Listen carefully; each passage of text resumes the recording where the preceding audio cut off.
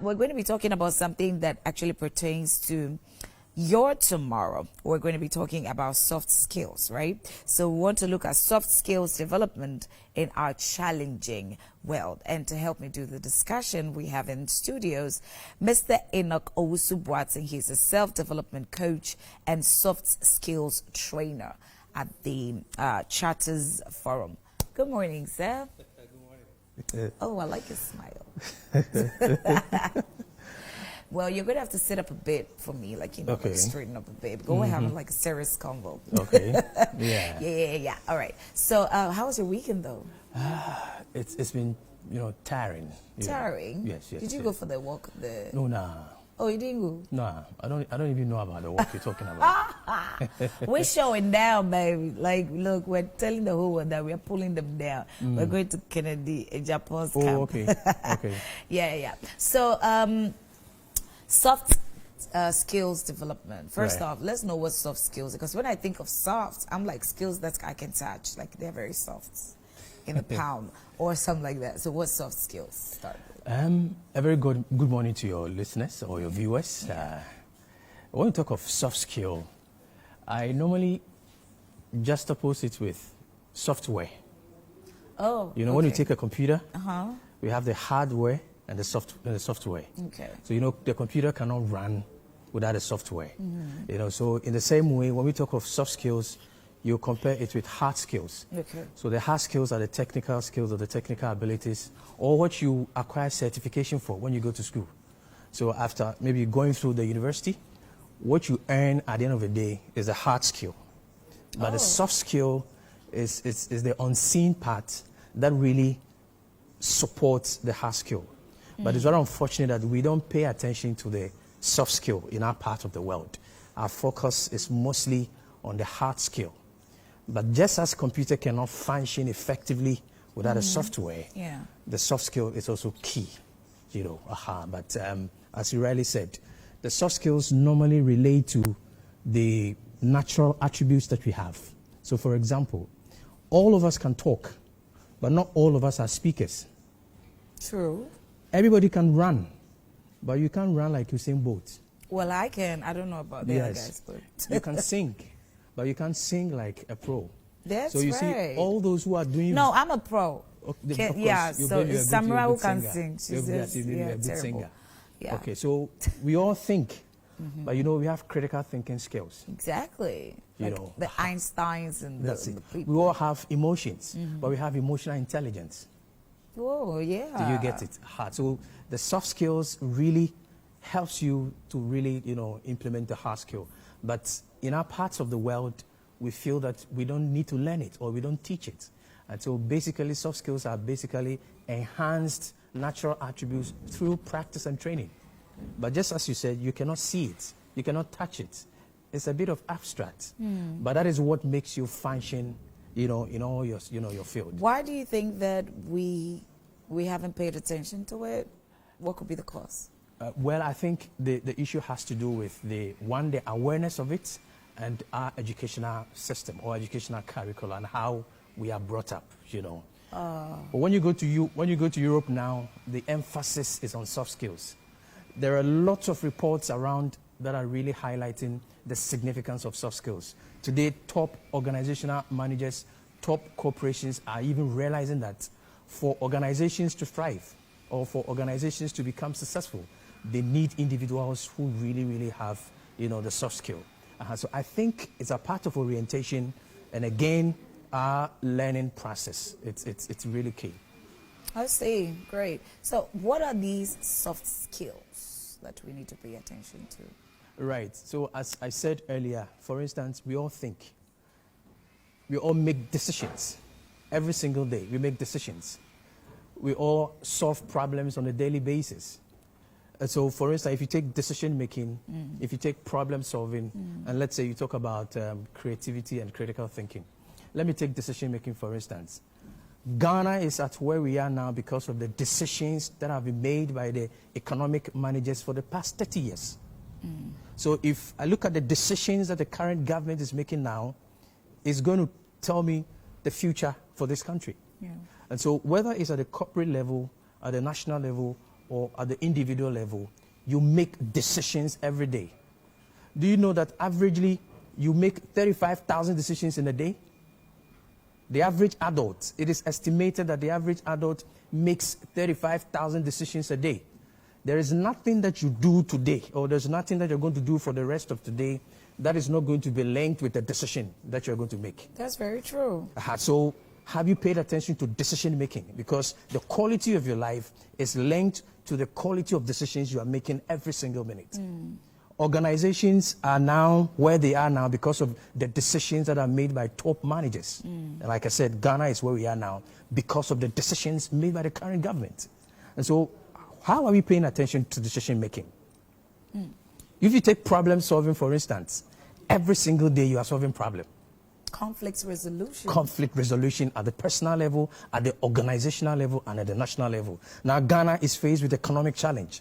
The economic managers have to make decisions to solve the problem. So when was the last time you went to a decision-making clinic, a problem-solving clinic, to be able to equip you with tools to solve problems?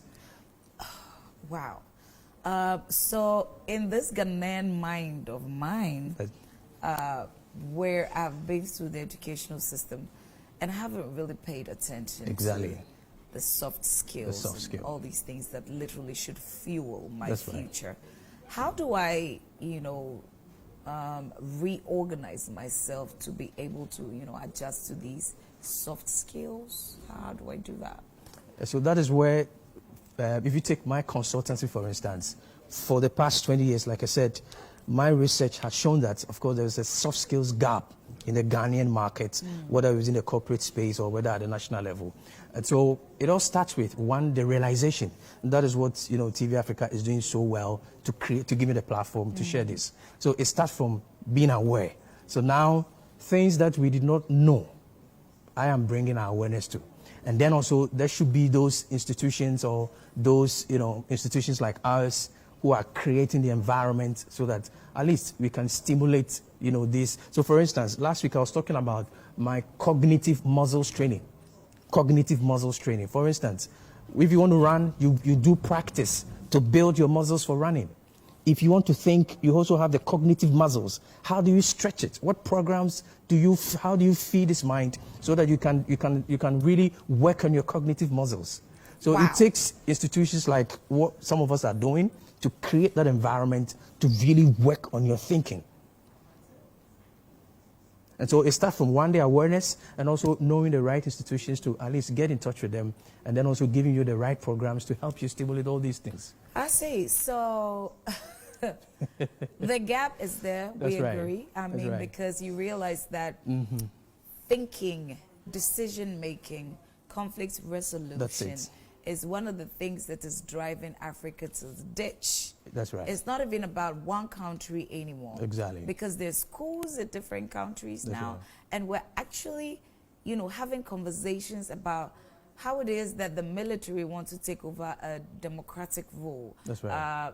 Because people are thinking in a certain way. That's right. People are also feeling that, okay, they've been left out of the national, bowl, where they are not part of the team anymore. So people want to do stuff, take the law into their own hands. But here we are as Africans trying to literally build a system that can match up with the Western world.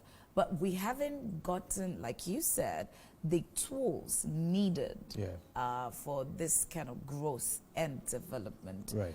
If we don't have access to companies like yours, how else can we, maybe on a personal level, start to work towards thinking differently? I think you touched on a very important point, talking about the fact. You see, one thing that Africans should understand is that Africa should not have a comparative narrative with Europe. Africa only has or should have a learning narrative with Europe. Okay. There is no basis for comparing someone in KG1 with someone in the university. There's no basis. That's true. Ghana cannot be compared to Europe. And we must also understand that we are going through our development trajectory. And the challenges that we are going through as a nation is unique to us. And we need to understand the contextual factors. But it's very unfortunate that, you see, anytime I look at the Western narrative, they are doing so well in exerting their influence over us. You know, he who knows more than you will always control you. Very true. And like I told you, that if somebody knows more than you and he feels he can control you, what happens if that person gives you knowledge? Do you think that knowledge is going to make you free? Because the moment you know what he knows, you'll be free. And he doesn't want you to be free. So he keeps on giving you information, packaging it, yet you cannot decipher. You cannot understand whether that information is being relevant for your development narrative. So you are continually being You are continually doing the same thing. Look at our system as you talked about. Ghana should not be so much focused on service and knowledge-based economy. We are an agrarian economy. If you take the levels of industrial revolution, Ghana and Africa is still grappling with the first and second industrial revolution. Globally, we are at the fourth industrial revolution, that is the AI cybernetics. But the question is, okay, so how do we pick cybernetics and proceed it within our agrarian economy and make good use of, for example, if you want to transform agriculture sector, can there be AI application to the fish ponds to determine even the amount of fish that can be generated per time, monitoring system? So we bring what we have learned at the global scale, we put it within our own context to solve our practical problems. But unfortunately, like I said, Europe is doing very well. If you go into global politics, don't think that Africa is free. Ghana is not a free country. It's merely a symbolic, it's symbolism. Our independence is merely symbolic until we experience that independence at the mindset level, at the individual level, where we can be free to really understand the contextual factors and the challenges that we are going through as a nation. And then we develop our own model. Of course, I've been in the academia for some time. Most of the models that you're exposed to are developed based on a certain context, not within our context. So you read a content within a different context, and you want to apply it to hook, line, and sinker within your context, there's a mismatch. Okay. And I tell people that until I see professors developing models that really suit African context, man, we will still be going through the same thing. And that is why it takes people like us to start talking and then engaging in some of these conversations. I mean, it's to bring our awareness to the fact that, hey, anytime you solve existing problems, you make progress. But it's time for you to question the existing answers so that you can make discoveries. Oh, okay, now that's great. Do you get what I'm trying to say? Yeah. So the answers that have been presented to you for the past 50 years, for the past 60 years after your independence, it is now time to question those answers. It's not just about always trying to solve a problem, but find out those answers that have been presented to you. Is it helping you to address your issue? The more you become educated, the more you become less employed. So can't you go to the basics? The more you get certifications, the more you become unemployed. So why don't you question the answers that have been given to you?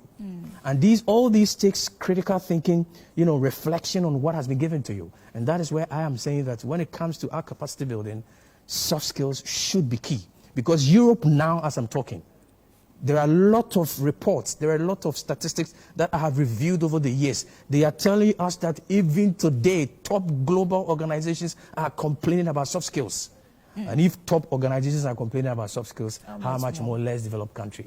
And that's why I feel that, with platforms like what you've given some of us, I think anybody who listens to us will now start the journey. There are a lot of materials online.